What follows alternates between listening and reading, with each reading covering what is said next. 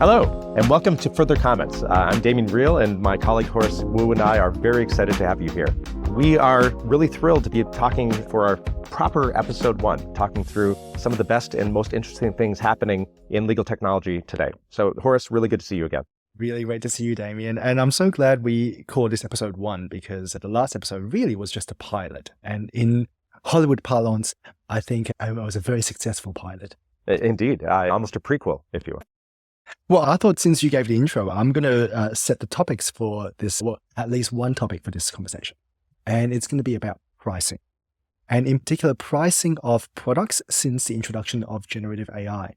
I don't know if you saw this. There's a story, there's been an uproar where Canva, the graphics and presentation company, has increased the prices of their products from $120 to $500 for 5 seats. And that's causing an uproar because they were always seen as an alternative to more expensive graphic software like Photoshop. And the way they've justified this is by saying, we've introduced so many new AI functionalities. You guys are all benefiting. Therefore, we're going to give you a 5x price increase. I think it's a little bit outrageous, but I don't know if you've seen the story yet. I had not before you pointed it out, but I think it makes sense that, with any technology, as it progresses, the companies that started that technology need to figure out how to recoup their investment. And so there's a word that was, I think, Merriam-Webster's word of the year from 2023. And that word is Cory Doctorow's term enshittification. It's a technical term that's now being used in academic circles. But the idea is that something is given away for free. And the example that Cory Doctorow has is Facebook was given away for free. And the whole purpose of Facebook at its beginning was saying, MySpace has all these advertisements. But we at Facebook, we don't have any advertisements. We're free. We are a way that you could be able to talk with your friends and not have to be burdened by advertisements. And then, of course, after they got a lot of consumers, then Cory says they started having advertisements. And then they essentially abandoned serving their users in favor of serving the people paying them money. And then as they extracted all the value from their advertisers and all of the newspapers that they linked to, et cetera, then they extracted further value and essentially abandoned their advertisers, saying, now we're going to increase the prices for this. And by the way, we're not going to really link back to newspapers, et cetera. So this is just a progression that he calls enshittification. That is a way that it starts out as being this great, beautiful thing, but companies need to eventually make money. And so what started out as a free or cheap service needs to eventually raise their prices to be able to serve their stakeholders. So I don't know if that makes sense to you. No, it makes complete sense. I mean, or rather, I don't think it makes sense. I think it accords with observations. I don't think it makes sense as a business thing because you're losing goodwill. You're approaching this from a growth at all costs perspective, right? Like you just want to grow and grow. You're not happy with sustaining your level of revenue, your level of customer engagement. You want to have more and more. I think that's what's happening to YouTube right now, where they're playing you like 15 ads every 2 minutes, which is, I think, a real shame. Everyone's happy with them and they've gone and changed the model despite having had basically the entire market dominated. So I know why it's called enshittification, because it absolutely makes the products shittier for no good reason. No good reason. Greed. Greed is the reason. Yeah. And I think that, the greed is one thing. And of course, under the U.S. corporate structure, if a board of directors for a corporation is not increasing their revenues, increasing their profit margins, they're essentially breaking the law, right? So under our corporate structure, you need to do this. And you can call it greed, you can call it following the law, but either way, this is almost like gravity, at least under the current corporate structures, that it needs to happen that way. Okay, all right. I'm going to have to pull you up there and ask you exactly what do you mean by this is required by the law? Because I don't know. I haven't heard that interpretation before. Well, so you can imagine there's for-profit corporations and then there are public benefit corporations. So public benefit corporation explicitly says we can be able to sacrifice profits in favor of public benefit. So I, as a board of directors and I, as a corporate executive, can't be held accountable by my shareholders by doing something that is not profitable but is good for the public. That is a public benefit organization. But a public benefit corporation is a relatively new concept. Almost all corporations are, C Corps or something like that, S Corps. And under C Corps and S Corps, the only thing that a board of directors is obligated to do is to do what's best for the shareholder. Often what's best for the shareholders is making more money to give that shareholder a return on their investment. And if I, as a corporation, don't give that shareholder a return on investment, those shareholders can sue me as a corporation for violating my duties as a corporation of doing what's in the best interest of corporations. So I think that what I've said is essentially a difference between public benefit entities that are saying, let's do what's good for humanity, versus the regular corporations that say, let's do what's good for the shareholders. I agree with you that profitability is at the heart of what directors have to do, or what the boards will have to do for the shareholders. I don't necessarily agree that price hiking or changing a business model in the way that we're seeing is in the best interest of shareholders, because you're losing the longer term goodwill that you have as a company. You're kind of trading all of that in for short-term income. If you're killing the golden goose, you're not waiting for the eggs to hatch or being laid. You're just going, are they all in there? Let's cut it open and see. I feel like that's not the right approach. But rather than philosophizing about this, because I am no expert in company pricing, I do want to kind of bring it back to, are you seeing similar things happening in legal tech right now?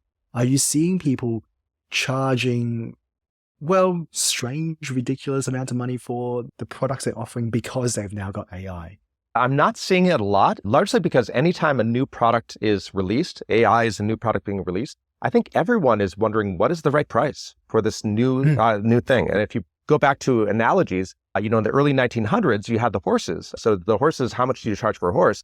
But then you have this automobile. Like, what is the right cost for an automobile? Literally, how many horsepower does this automobile have, right? What is the value of this thing that can run on gasoline instead of hay? And, what do we charge for these automobiles, right? This is something that anytime you have a new market segment, there's a real question in the market. What is the value of the thing and how much money can I charge for that thing? And maybe that's what we're seeing for Canva, is to be able to say, AI is a brand new thing for humanity. Now, all of a sudden, you can replace maybe a bunch of humans with this new thing. And do I now say, well, the amount that you would have paid a human to do the thing, now I'm essentially taking a lot of that value that you would have spent on a human. So maybe if some fraction of that value I would have provided the human, I could pay to the AI company. Maybe that's something that they're thinking about. That is for Canva. And then on legal, you see a startup whose name I'm forgetting, but there's a startup that says, by using AI in the tools, that is X number of human hours. And by calculating the X number of human hours, now I, as a law firm, can potentially bill back to the client the human hours that have now been replaced by AI. I think that is a false dichotomy. I think that is a way down to, I guess, nihilism is maybe too strong a word for it. But the idea that we're taking the billable hour and we're trying to substitute this beautiful new technology, AI, and try to shove that square peg into the round hole of the billable hour, I think is just a horrible thing, because this is not human hours. This is a brand new thing that we have to figure out what the value of that thing is without reference to human hours. What do you think? So the company you're thinking of is actually an Australian company by the name of Automatize. And what they've essentially come out with is, when you use their generative AI software, rather than billing you a subscription rate or some other sort of fixed fee, they're going to bill you the equivalent of an AI billable hour. Now, I don't know exactly what that is or how they come to those numbers, but it's intended to equate to, this is the amount of work that a human would have performed in an hour, and we're going to charge you $5 instead of $500. And a law firm, you can take that and bill it out at whatever rate you want, $100, let's say. So clients are saving money because they're paying 20% of what they used to pay, and law firms are saving money because they're paying 1% of what they used to pay, or whatever the cost differential is. And it's an interesting model, because it's trying to line up what people are so accustomed to, which is the billable hours, to this new world where the technology is introducing a lot more efficiencies. I think it's a very interesting model. I don't know if it's, like you, the best way of pricing. I think it sort of makes sense because it's the least amount of change, and maybe it makes sense from a transformation perspective.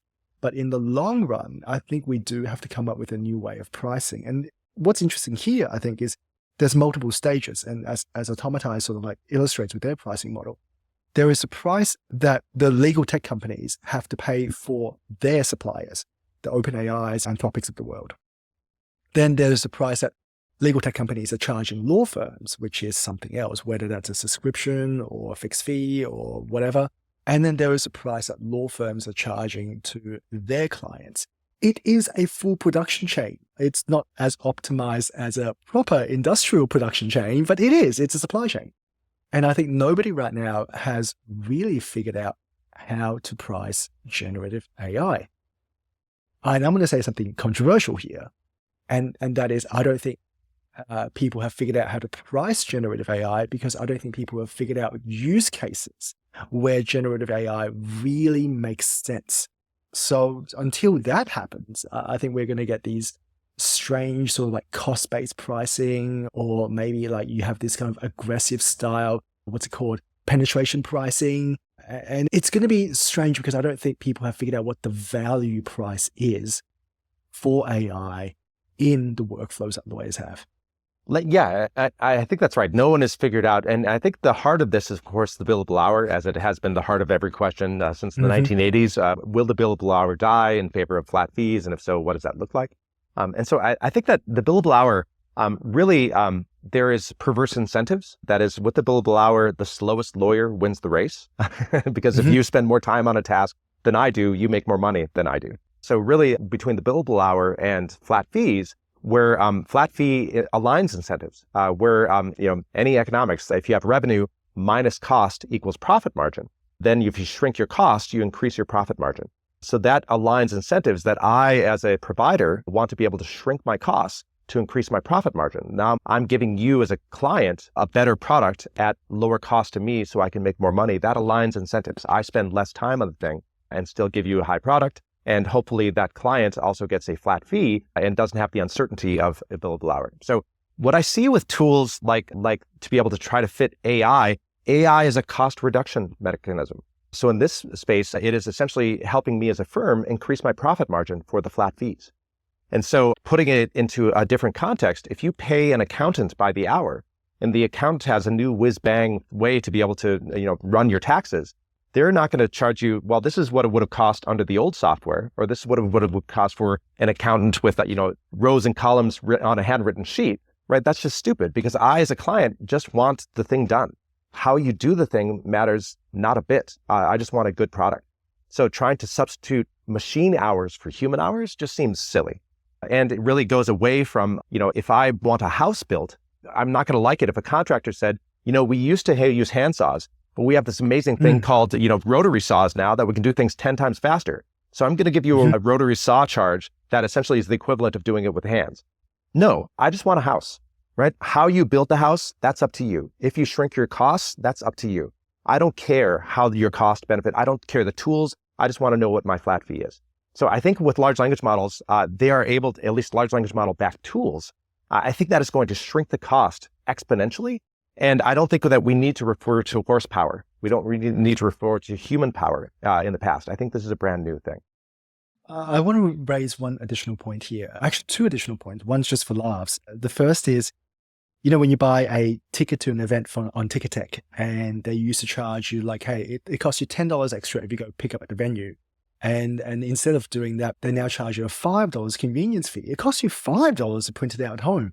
Now, this is, of course, a nonsense charge, right? Like it costs them absolutely nothing to give you an electronic ticket to print it out at home, but they're calling it a convenience charge. And I wonder if we're going to start moving into that sort of model under legal pricing, that vendors are going to start giving you, hey, you've used AI, there's a convenience charge. It's less than what you would have paid otherwise, but it's still kind of nonsense. That's a throwaway thought. I don't know what the kind of outcome of that is. The other, and this is more substantive, is let's suppose AI is introducing efficiencies. Let's suppose that now, instead of having 3 paralegals do the job, you can do it 1, and you can now get rid of the other 2. A law firm is not going to just fire 2 paralegals out there. There are lots of friction points and laws and other things in place that means you cannot just reduce your cost base that efficiently or that quickly. So there is a sort of lag between when AI can be adopted to when this reduction to cost base that you've just talked about actually happens.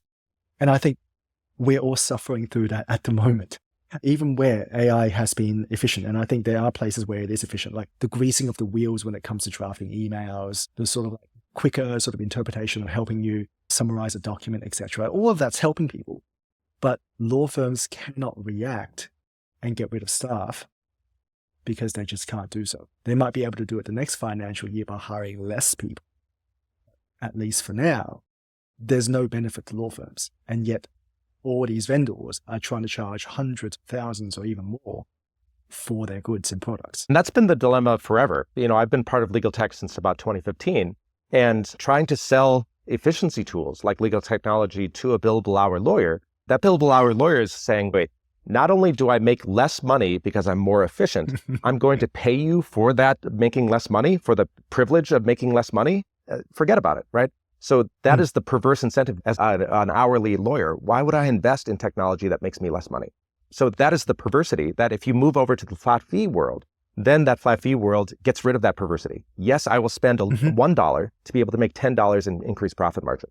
So that's thing number one. Thing number two, on your firing paralegals rather than keeping paralegals, yes, a huge reduction in force saying we now have AI so we don't need these paralegals. That is probably not going to be palatable to, certain countries' regulatory schemes. So that's maybe this reduction in force might be not looked at favorably, and also, of course, would decrease morale within the law firm. So maybe that reduction in force is a maybe less palatable option. Another one is to maybe just have attrition.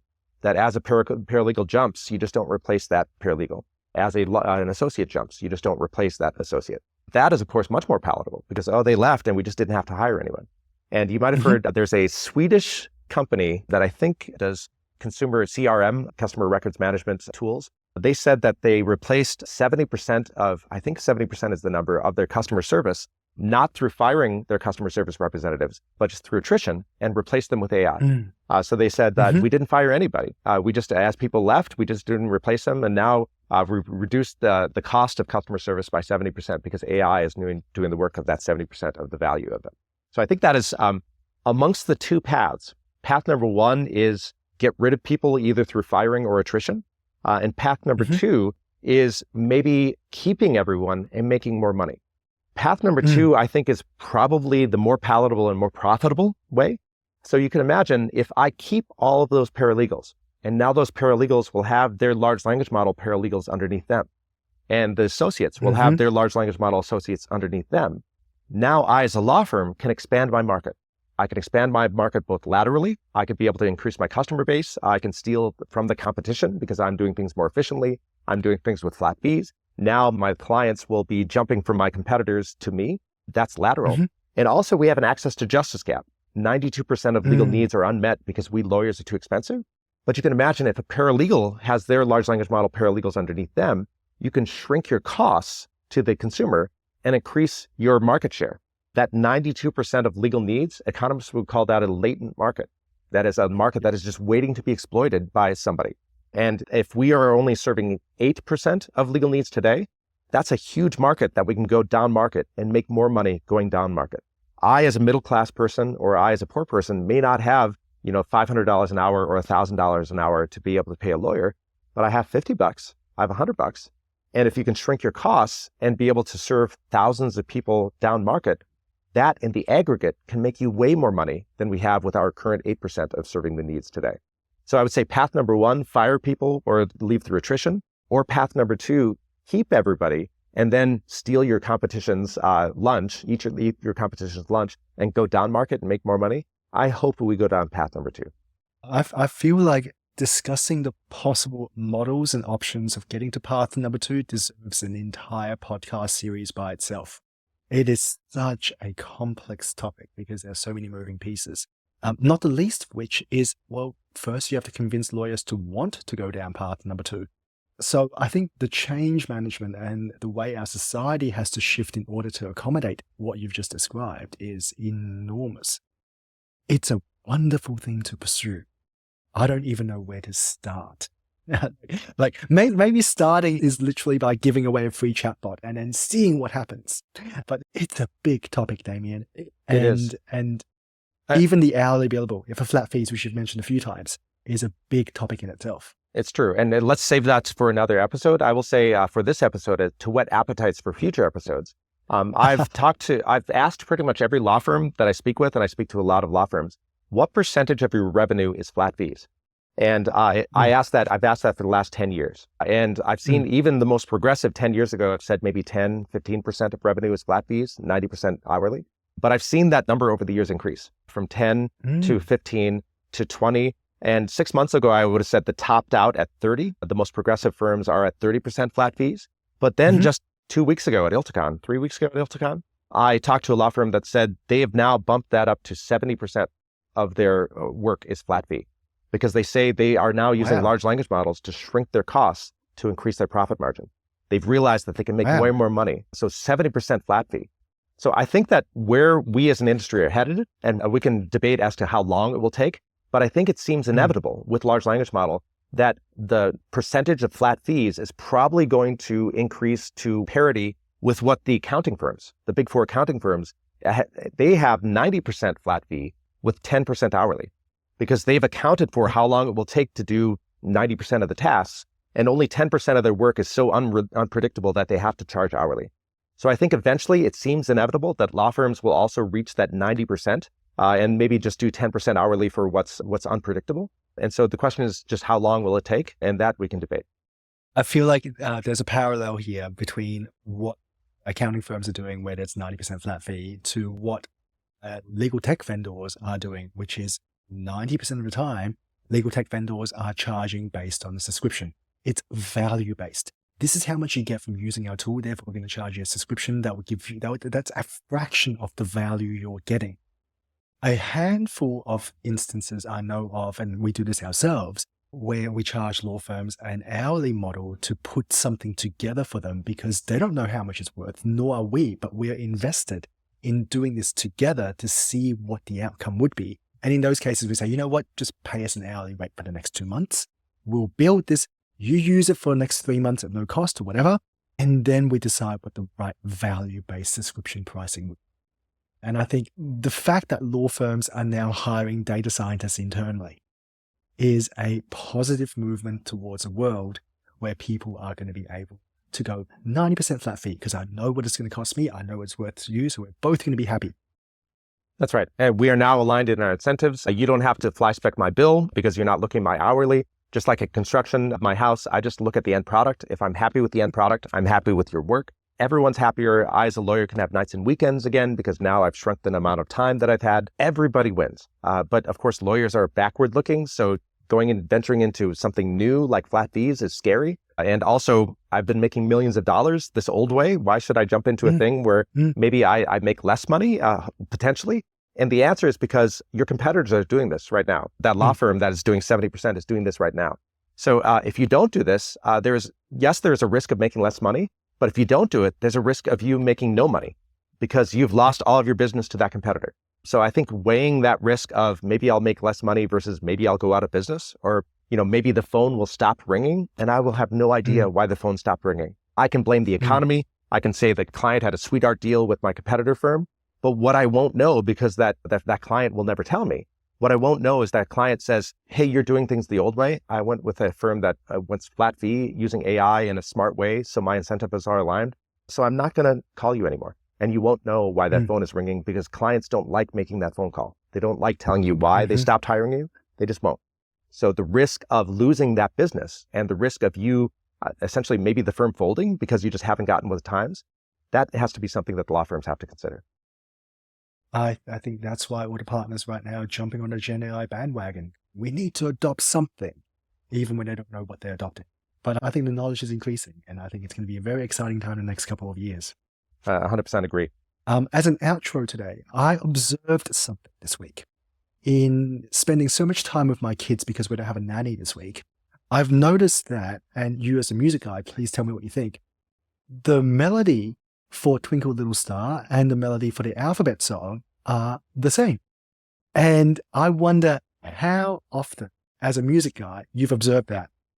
Funny you should ask this. And this is something that for our listeners that Horace and I have not discussed in the past. So this is extemporaneous, unknowns to Horace. But I use that very example in my discussions about All the Music, my All the Music project. And for those who don't know what that All the Music project is, I, along with Noah Rubin, my collaborator, have copyrighted 471 billion melodies. The way I've done that is through brute force, by saying, much like you can brute force a password by going A, B, A, C. I did that with music, where I went melodies. I went do-do-do-do, do-do-do-re, do-do-do-mi, do-do-do-fa, until I mathematically exhausted every melody that's ever been and every melody that ever can be, to the tune of 471 billion melodies written to disk. Once they're written to disk, they are copyrighted. So I've copyrighted 471 billion melodies, then I placed everything in the public domain to protect You Stole My Melody lawsuit defendants. I gave a TED Talk on this that's been seen 2 million times. Before my TED Talk, every defendant in those cases has lost. After my TED Talk, every defendant has used my arguments and has won. So Katy Perry, Wow. Led Zeppelin for Stairway to Heaven, and then Ed Sheeran twice, once in the UK, once in the US. All of them argued what I argued in my TED Talk is that maybe those melodies are unoriginal, therefore uncopyrightable. So this all goes into Twinkle Little Star, Blah Blah Black Sheep, Have You Any Wool, and A, B, C, D, E, F, G. Those have the same melody. So Twinkle, Twinkle, Little Star, A, B, C, D, E, F, G, Blah Blah Black Sheep, Have You Any Wool. And the fact that was a revelation to you, middle-aged guy, is a testament to something can share the same melody and it can occupy totally different spaces in our brains. That's because they're different songs. The idea with my TED Talk is that there are only so many notes. There are only so many melodies. The same pop tune that came out yesterday might be a Bach chorale from the 1700s. So we are merely rediscovering and rediscovering old things. And so the fact that Baa Baa Black Sheep and the ABC song and Twinkle Twinkle all have the same melody show that you can share the same melody and still not be copyright infringing. There, in copyright laws, there's the idea of independent creation. And there's no way that the Twinkle Twinkle people could sue the ABCD people who could sue the Baa Baa Black Sheep people, right? Even though they share the same melody, they are different songs. So all that's to say is that we did not plan this before Horace just brought this up, but I wholeheartedly agree that it's weird that they share the same melody. It's weird that you and I didn't realize it until our middle age, but that's a testament to something can share the same melody and still be different songs. So there's a lesson to be taken away there, but I'm going to ignore that lesson and instead ask, Damien, what if I sang off key? What if I don't hit any of the notes? It's funny because, Jacob Collier is a really famous musician. He's won many Grammys. He deals in microtones. That is, if you think about the keys on a piano keyboard, the white note and the black note share a half step. But what he does is the space in between those. So if there's 100 cents between the black note and the white note, he goes to 50th percentile or the 60th percentile and kind of deals in those microtones. So he would argue that you're singing off key is just exploring the microtonal scale. And then the next question is, how many people who are exploring that microtonal scale have been sued for essentially singing a C half sharp, which is what in the half of that between the white? And the answer is nobody's going to sue over copyright infringement for the C half sharp. No one's going to sue me for bad singing, is what you're telling me. Well, I mean, there is intentional infliction of emotional distress, which is a cause of action for poor singing. But yeah, certainly not for copyright infringement. This is how I know I'm talking to a litigator. It's true. Recovering, perhaps. But yeah. Oh, wow. Well, Damien, this is an amazing episode 1. I cannot wait to release this and picking up all the little threads that we lay down in this conversation because I want to explore fixed fees. And I might even invite some of my friends from the Australian firms to our next conversation because the Australian firms have been doing this for a very long time. Let's see what we can learn in the next episode of Further Comments. Further Comments. I'm really thrilled, Horace. Thank you so much for this conversation. I look forward to the next one. Thanks, Damien.